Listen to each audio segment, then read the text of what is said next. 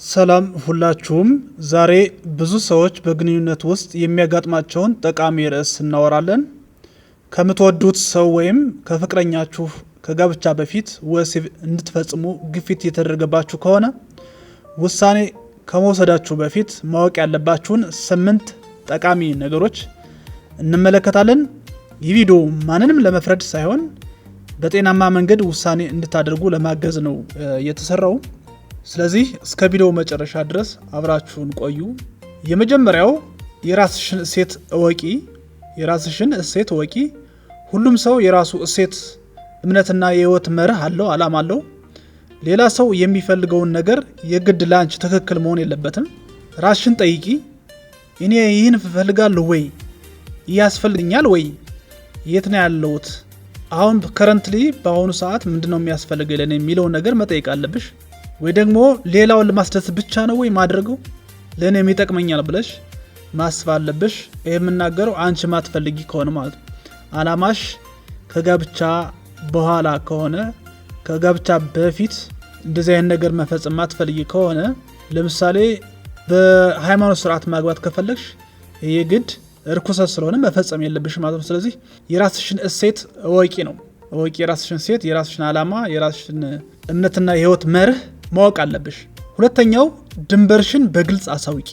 ድንበርሽን ካልተዘጋጀሽ አይሆንም ማለትን መብትሽ ነው። ማንም ሊከለክልሽ ሊነጥቅሽ ማይገባ ድንበርሽ ነው ማለት ነው። ይህ ፍቅር እንደሌለሽ አያሳይም። ራስሽ ማክበር ከመርከስ ራስሽን መጠበቅ ነው እንጂ ፍቅር እንደሌለሽ ሊያሳይሽ አይችልም። ውሳኔሽን እያከበርሽ መሆንሽን ያሳያል። ውሳኔሽን ማለት ነው። ውሳኔሽን፣ አንቺነትሽን፣ አላማሽን እያከበርሽ መሆንሽን ነው የሚያሳየው እንጂ ፍቅር እንደሌለሽ ሊያሳይ ስለማይገባ ድንበርሽን በግልጽ ማወቅ አለብሽ ማለት ነው። ሶስተኛው ፍቅርና ግፊትን ለይ። ፍቅርና ግፊትን ለይ ምን ማለት ነው? ይሄ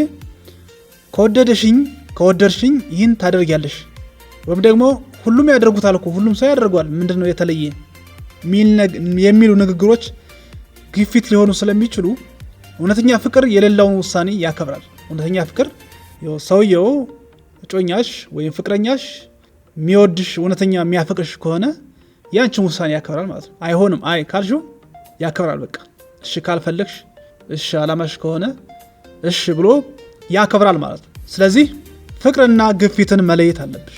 የሚያስቸግርሽን ወንድ እጮኛሽ የሚያስቸግርሽ ከሆነ መለየት አለብሽ። ወይ ይወደኛል ወይስ እንዴት ነው? ሀሳብሽን ማክበር አለበት የሚወድሽ ሰው ማለት ነው። ስለዚህ ይሄን ጠንቅቀሽ ማወቅ አለብሽ። አራተኛ ግልጽ ውይይት አድርጉ። ስለዚህ ጉዳይ ብዙ እህቶቻችን የሚወርቁት በዚህ ነው። መጀመሪያ ብዙ ጥልቀት ሳትሄዱ፣ ብዙ ዘልቃችሁ ሳትገቡ በግልጽ ማውራት ይጠበቅባችኋል ማለት ነው። ስለ ጋብቻ፣ ስለ ወደፊት እቅድ፣ ስለ ሴቶቻችሁ፣ ስለ አላማችሁ ማለት ነው፣ ስለምትጠብቁት ነገር፣ ለወደፊቱ ስለምትጠብቁት ነገር በግልጽ መወያየት አለባችሁ። እንዴት እንደምትጋቡ፣ መቼ እንደምትጋቡ፣ በምን መልኩ እንደምትጋቡ ማወቅ አለባችሁ። ጤናማ ግንኙነት በግልጽ መግባባት ላይ ይመሰረታል። እንግዲህ የእናንተ ፍቅር፣ የእናንተ ግንኙነት፣ የእናንተ መግባባት ጤናማ ከሆነ በውይይት በዲስከሽን ነው ሁሉ ነገር የሚሆነው። ስለዚህ በግልጽ ውይይት አድርጉ። አምስተኛው የውሳኔሽን ውጤት አስቢ። ምንድነው የወሰንሽው? ከዛ ፈቀቅ ማለት የለብሽም ማለት ነው። ከወሳኔሽ አንዳችም ነገር ሊያጉላላሽ የሚመጣ ኃይል ጠንቀቅ ብለሽ ማየት አለብሽ፣ ማሰብ አለብሽ ማለት ነው። ማንኛውም ውሳኔ ውጤት አለው። ስለዚህ የወሰንሽው ከላይ ያየነው ለምሳሌ የወሰንሽው ውሳኔ ውጤቱ ማየት አለብሽ ማለት ነው። ስሜታዊ፣ አካላዊና የግንኙነት ተጽዕኖዎችን በጥሞና አስቢ። የራስሽን ዝግጅት ከማንኛውም ግፊት በላይ አስቀምጭ። የራስሽን ፍላጎት፣ የራስሽን አላማ ቅድሚያ ስጭ ማለት ነው። ውሳኔ ወስነሻል። ያን ውሳኔ በውጤት መደምደም አለብሽ፣ ውጤት ማሰብ አለብሽ ማለት ነው። 6 ግፊትን አትቀበይ። ከላይ ያየነው ፍቅርና ግፊትን መለየት አለብሽ። ከዛ በኋላ ግፊትን ከለየሽ፣ ከፍቅር ከለየሽ፣ ካልተስማማሽ ማንም ሊያስገድሽ አይገባም ማለት ነው። ይሄ ነገር ህይወትን ያበላሻል። ይሄ ነገር ከትዳር በፊት ጥሩ አይደለም። በማህበረሰቡም፣ በቤተሰብ ዘንድ፣ በጓደኛም ዘንድ ጥሩ አይደለም። በሃይማኖቴም በጣም መጥፎ ነው። ተቀባይነት የለውም ብለሽ ውሳኔሽ ማክበር አለብሽ ማለት ነው። ስለዚህ ግፊትን መቀበል ያለብሽ። ካልተሰማሽ ማንም ሊያስገድድሽ አይገባም። በጾታዊ ግንኙነት ውስጥ ፈቃድ በሁለቱም ወገኖች በነፃ መሰጠት አለበት።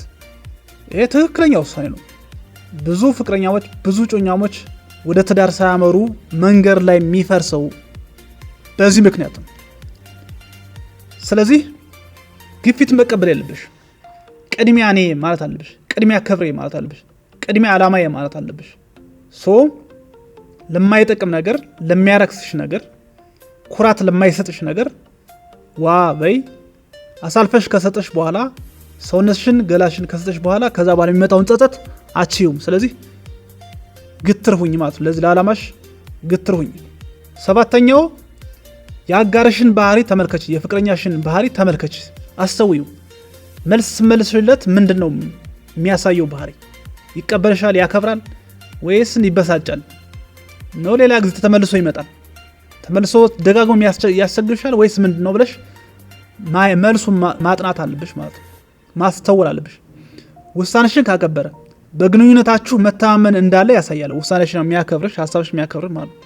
ነገር ግን ቢቆጣ፣ ቢያስፈራራ ወይም ቢያስገድድ ይህ ለግንኙነቱ፣ ለፍቅርሽ፣ ለግንኙነቱ ጤናማ ምልክት አይደለም።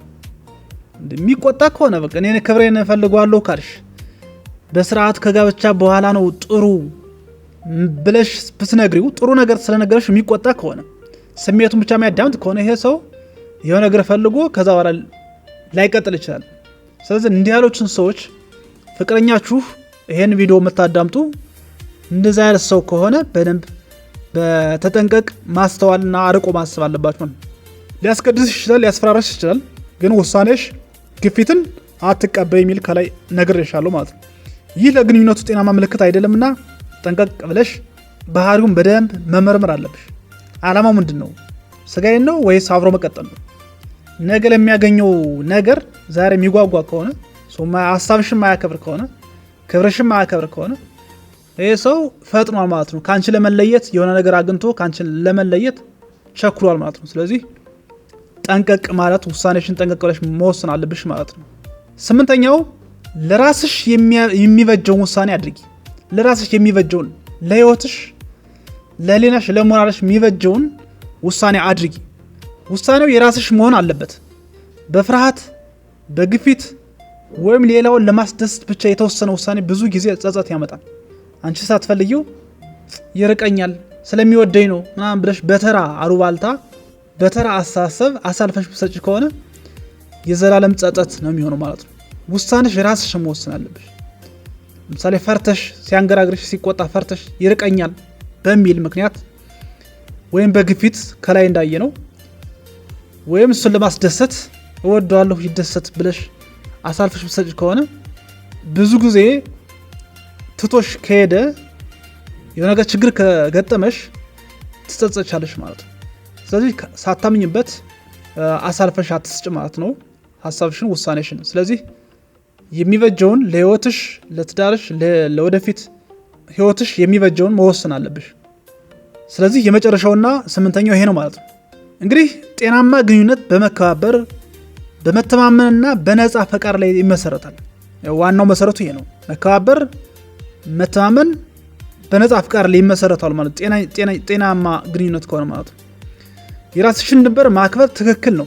የራስሽን ድንበር ማክበር፣ የሚወድሽ ሰው ውሳኔሽን ማክበር ይገባል። ደግሞ የሚወድሽ ሰው ውሳኔሽን ማክበር ይገባዋል። ከወንስሽ የእሱ ነሽ፣ የእሱ እንደሆንሽ ካመነ ደግሞ ውሳኔሽን ማክበር አለበት። ስለዚህ በመከባበር በመተማመንና በነፃ ፍቃድ ላይ መመስራት አለበት ማለት ነው። አንቺ ፍቅረኛሽና አንቺ በዚህ ነው መመስረት ያለበት። ፍቅራችሁ በዚህ መመስረት አለበት። ግንኙነታችሁ፣ ውይይታችሁ፣ ውሳኔያችሁ በዚህ መመስረት፣ በመከባበር በመደማመጥ በማውራት በመወያየት መወሰን አለበት ማለት ነው። መጠበቅ አለበት ማለት ነው። ይህ ቪዲዮ ከጠቀማችሁ ላይክ አድርጉ፣ ሌሎቹም ያጋሩ። እንዲሁም ለተጨማሪ ጠቃሚ ይዘቶች ቻናሉን ሰብስክራይብ በማድረግ አባል ይሁኑ። ቀጣይ እንዲህና በመሳሰሉ ባሉ ቪዲዮዎች እስከምንገናኝ ቸር ቆዩ።